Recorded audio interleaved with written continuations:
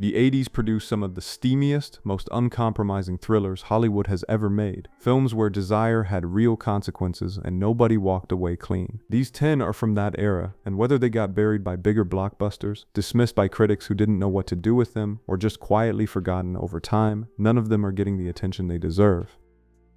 Eastwood cast his real daughter Allison as Block's daughter in Tightrope, and watching the killer grab her required him to watch someone menace his actual child, something that made him physically ill, though he used that feeling rather than cutting around it. The film follows a New Orleans detective who realizes midway through his own investigation that the killer's last victim was a woman he himself had visited, the same bars, the same part of the city he polices, and after that the investigation stops being about justice and becomes an act of self-loathing by a man who is no longer certain which side of the line he is on. The killer isn't a shadow in this film, he is Block's reflection, and every scene after that moment lands differently because of it. Dirty Harry never had to look at himself like this, and the role cost him something. Weeks shadowing vice detectives through the French Quarter until the character stopped feeling like a performance and started following him home. The credited director sat in a chair while Eastwood made every decision himself, and never directed another major feature after this.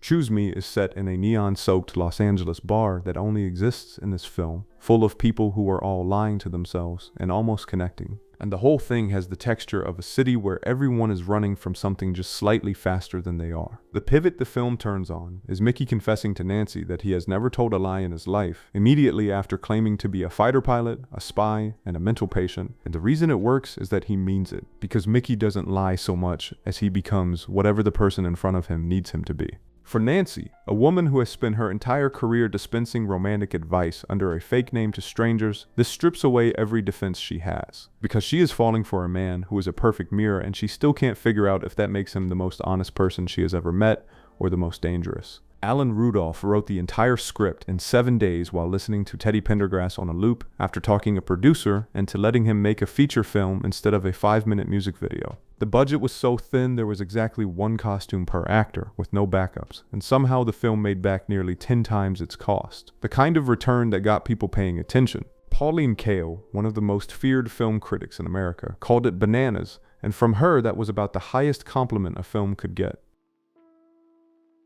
The lead actress in One Deadly Summer refused to drink water for the entire shoot, taking salt pills in the Provence heat so her character would look unnaturally composed, while everyone around her was visibly dissolving, and the effect was exactly what she intended, a woman who seemed to exist in a different physical reality than the village she had come to destroy. She plays Elle, arriving in a small French village with her sexuality worn like a weapon, and a 19-year-old act of violence against her mother buried behind her eyes, using her body to get close to the family of the men she believes are responsible. And the performance is so controlled and so frightening that you never quite feel safe watching her. The moment the film becomes something else is when Elle finds her mother's diary and discovers the men she has spent the entire summer destroying were innocent.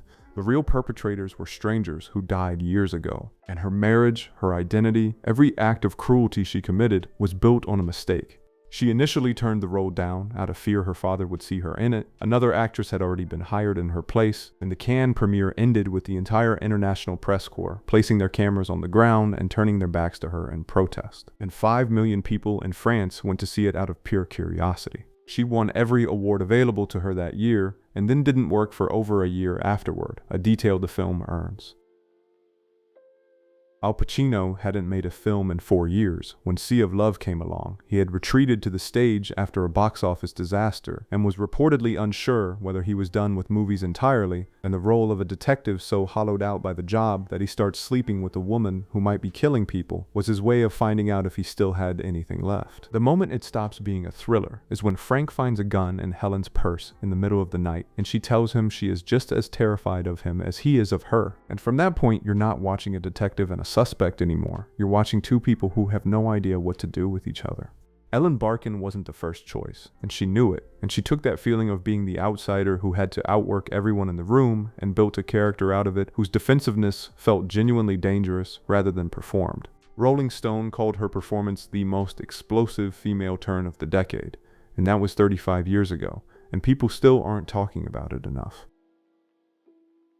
Halfway through Tequila Sunrise, the cop admits to the woman he is supposed to be using as bait that he likes the drug dealer he is hunting more than his own career. And that confession is the whole film. Because from that point, you realize Nick was never going to bring Mac in. And everything that looked like a police procedural was actually just two men whose friendship meant more to them than either of their futures. Mel Gibson plays Mac, and Kurt Russell plays Nick, and nobody in that film is being straight with anyone. Not with each other, not with the woman both of them want, not even with themselves. And you can feel it in every scene even when nobody says it out loud. Michelle Pfeiffer forced rewrites to make her character smarter and angrier, and the scene critics ended up citing as the best in the film was one she essentially demanded into existence.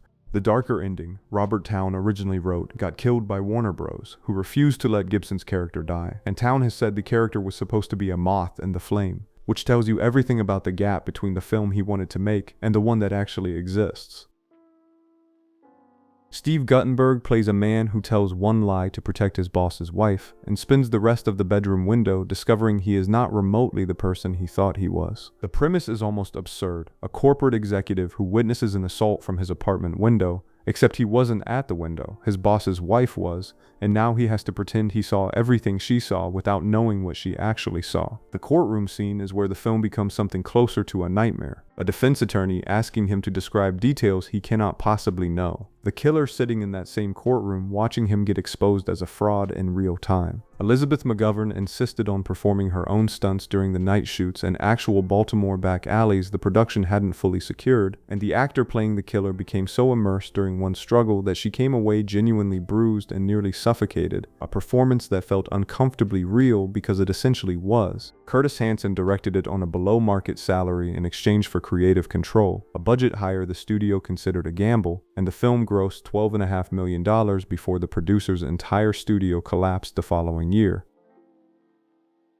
Bob Rafelson shoots The Postman Always Rings Twice with a flat, ugly light that makes you feel the heat and the dirt. Two people in a Depression-era diner who have confused hunger for love, and a murder that was never going to solve anything. Rafelson had to fight the studio just to cast Lang, who they considered a failed curiosity 5 years out from King Kong, and what he got out of her is one of the ugliest, most committed performances of that entire decade.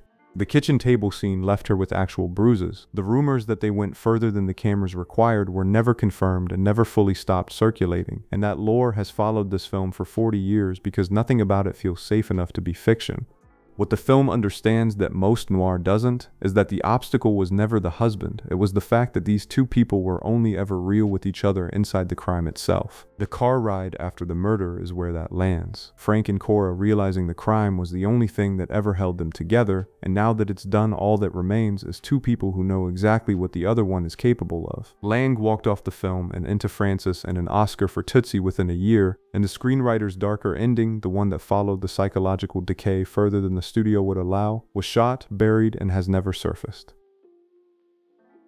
Daniel Day-Lewis spent 8 months learning Czech before shooting a single frame of The Unbearable Lightness of Being, not because the role required it, but because he needed the rhythm of the language to understand how a man who treats love as something weightless actually moves through the world. The film follows a Prague surgeon in 1968 who has built his entire life around staying light, keeping everything at a distance, treating love as something you can put down whenever it gets heavy, and the Soviet invasion that arrives halfway through doesn't just disrupt his country, it tears apart the whole system he built to keep himself from feeling anything that lasts. Kaufman spent $17 million transforming Lyon into Eastern European streets because the Soviet-backed government wouldn't let him near Prague, and several of the Czech refugee extras used as crowd during the invasion scenes had genuine breakdowns on set, unable to separate the French tanks from the real ones that had destroyed their lives 20 years earlier. The moment that breaks the film open is Teresa realizing the photographs she took during the invasion are being used by the secret police to identify the protesters she was trying to document, the one time she tried to matter, and she made everything worse. The novelist saw the finished film and banned all further adaptations of his work, feeling the eroticism had swallowed the philosophy, a complaint about a film that launched the actress playing Teresa into international stardom.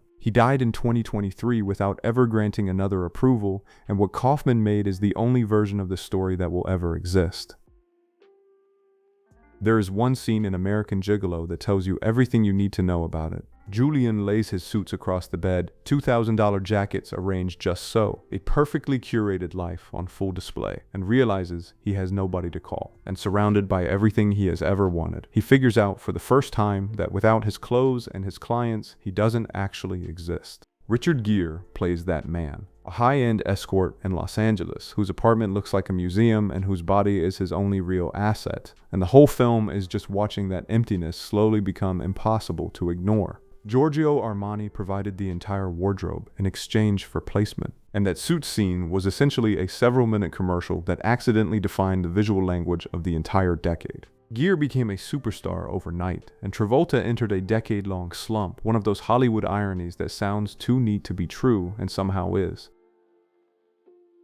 Kathleen Turner was paid $30,000 for Body Heat, a film that made her a star overnight and launched an entire genre, and the gap between those two numbers tells you everything about how Hollywood treats unknown women who happen to be extraordinary. She plays Maddie Walker, a woman so controlled and so cold that the entire crew reportedly had no idea Turner was a young actress from Missouri until production wrapped, because the icy confidence read as just who she was. William Hurt plays the small-town lawyer who follows her into a murder plot he thinks he invented, and the film spends 2 hours showing you what it looks like when a man who thinks he's the smartest person in the room is actually the last to know anything. The moment it all falls apart is Ned sitting in a prison cell, opening a high school yearbook and finding a photo of a girl whose identity Maddie had stolen years before they ever met. And he realizes he was never seducing her, she was hunting him, and everything he thought was passion was just the bait. Fatal Attraction, Basic Instinct, and virtually every erotic thriller that came after it traces a line back to this film, and Kasdan made it at 32 years old on his directorial debut.